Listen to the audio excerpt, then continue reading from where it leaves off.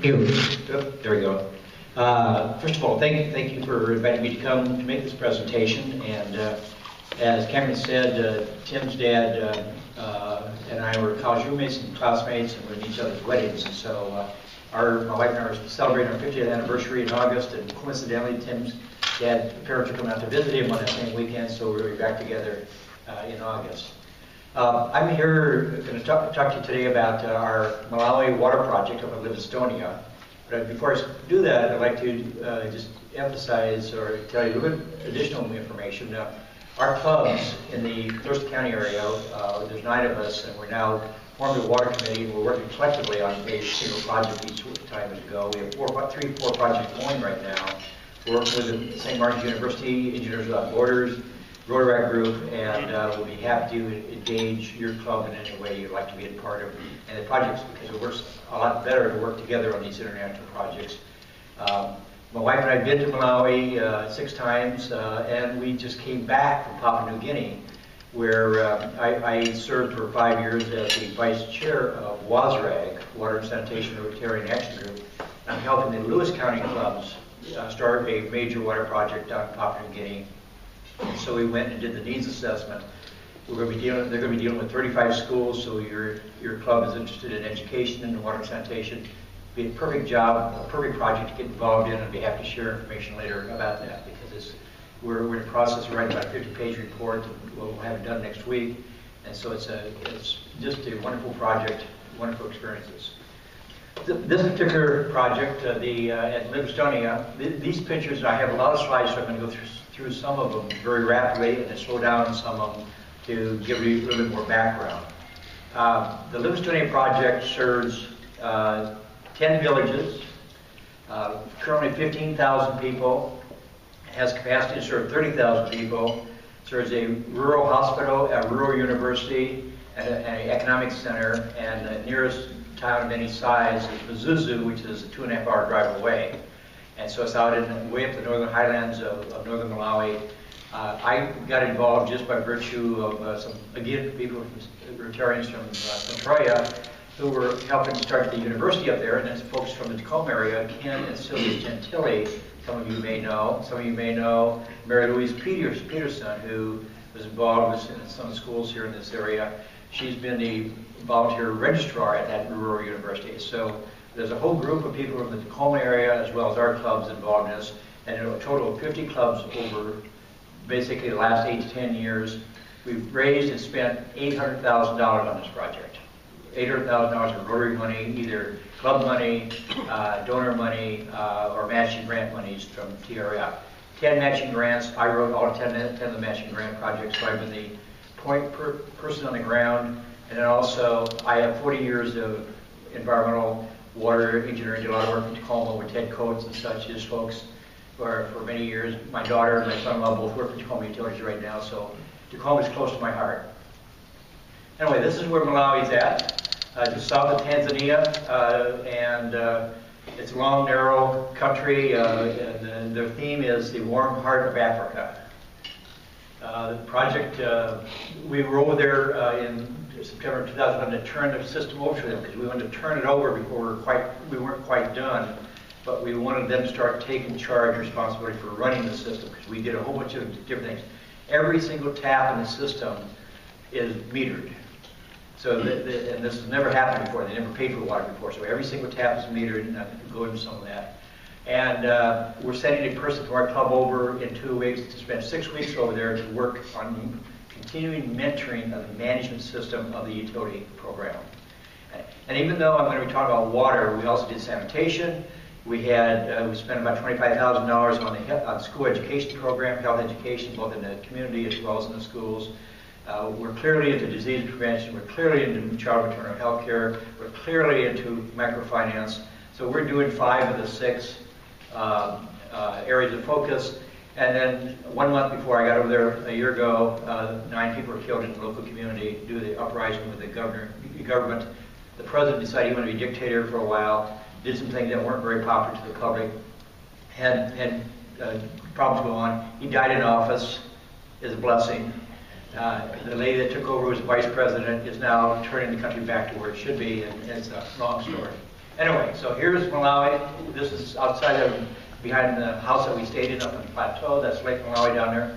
365 miles long, 50 miles wide. Plenty of water. They still use dugout canoes in that lake for fishing. So that's the kind of economy that's there. This is a Presbyterian church. The country is primarily Presbyterian. A lot of Presbyterian missionaries. Dr. Livingstone, basically the story, this is part of one of the stories in that program. I'm going to go through, these are the university. This is a rural university that's now had about 600 students. This is the main road up to the plateau where the University of Estonia is and the hospital is. It's 22 switchbacks, extremely rough, but this is the road we take to get up there when we go. It's 15 kilometers, and that is the nicest part of the road that we drive on. That's the plateau. We have, you can't tell from here, but one of the villages out there, we have water line that runs all the way out there. 35 miles of pipeline, all hand dug, all 3 foot deep. The only mechanical device we used in this $800,000 project was a pickup. Everything else was all hand machines, hand equipment, hand constructed, hand mixed, concrete was hand mixed. This is the workers. People, Malawi, wonderful people. We're actually standing up near the source of supply. It goes down through the valley and back up away on the other end there. Is there, yeah, right there. The water line goes right, this is actually where the university is at and the hospital's at. It's about 2 miles away. The pressure at the bottom of the line is a little over 200 pounds of pressure. Came back from one of my first visits over there, and my contact then called him up and said, "Bob, we got a problem." I said, "What's that?" He says, "Well, our engineer tried to save us some money on buying pipe, and he put in 160 PSI pipe." He said, "What do we do?" I said, "Dig it up." Because the worst thing we could have had happen is put that line in, then shut the valve quickly, blow up the line, and nobody's around to help fix it. So we lost $30,000 and a year of work because of that one good intention decision making that we didn't hear about. So this is the old system. The actual system, part of it was 100 years old when Dr. Law started the mission up there, trying to get away from malaria. And until our project went online, this is their source of drinking water.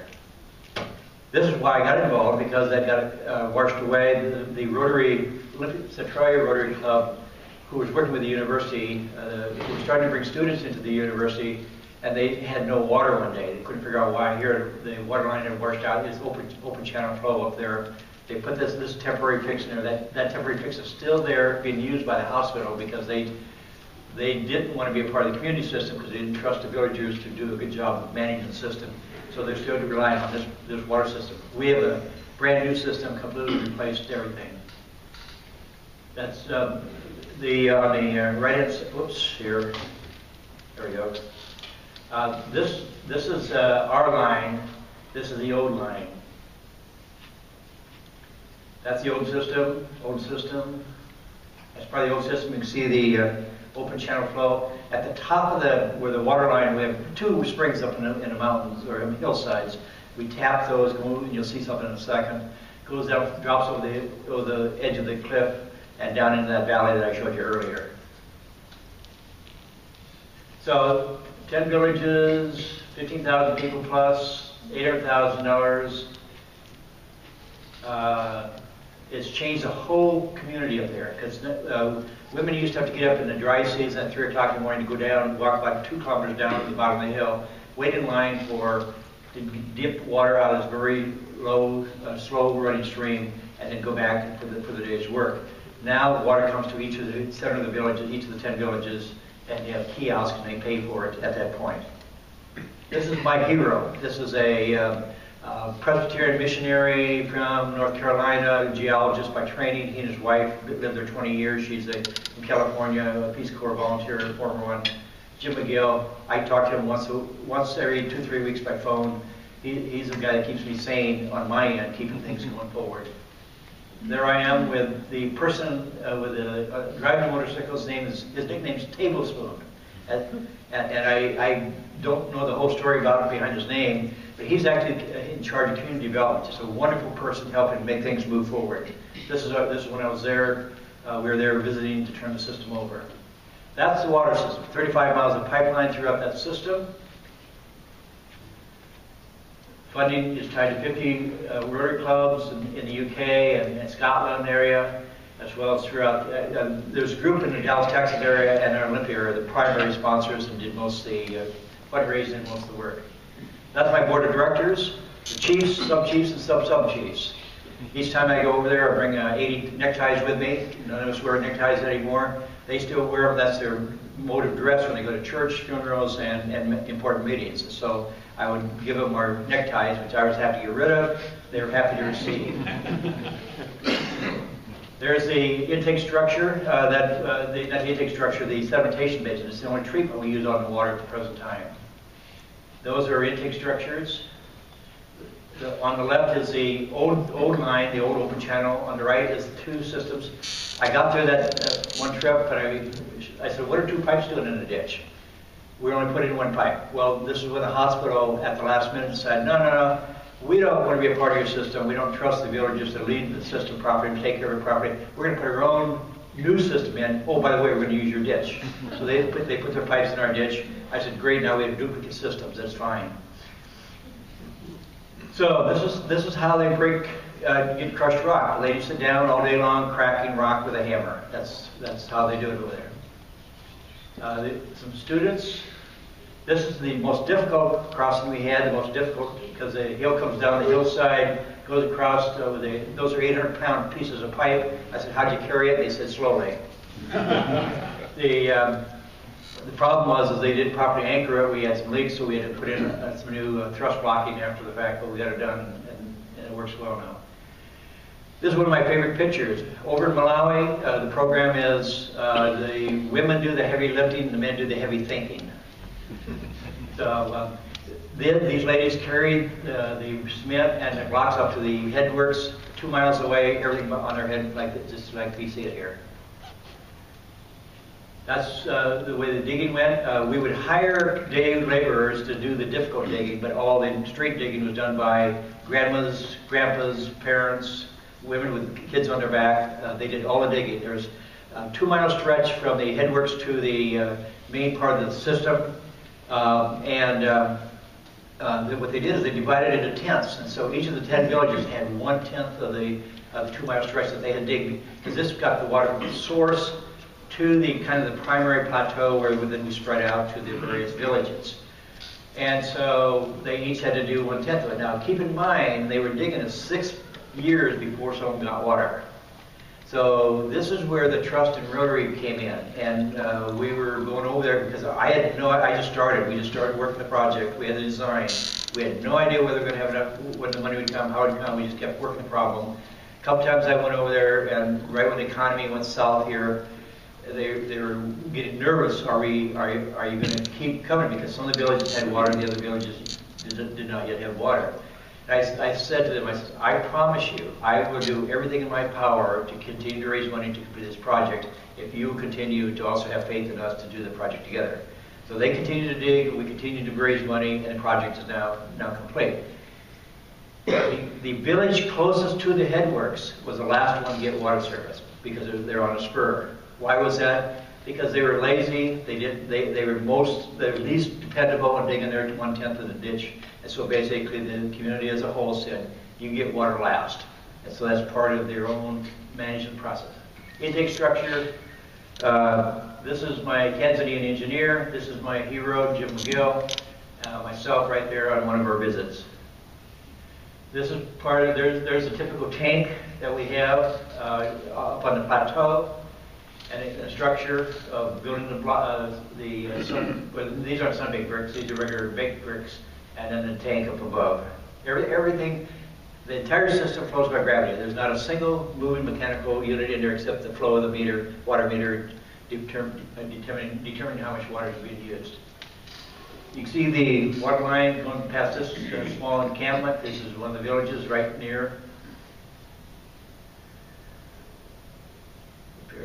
There we go. Some brick making.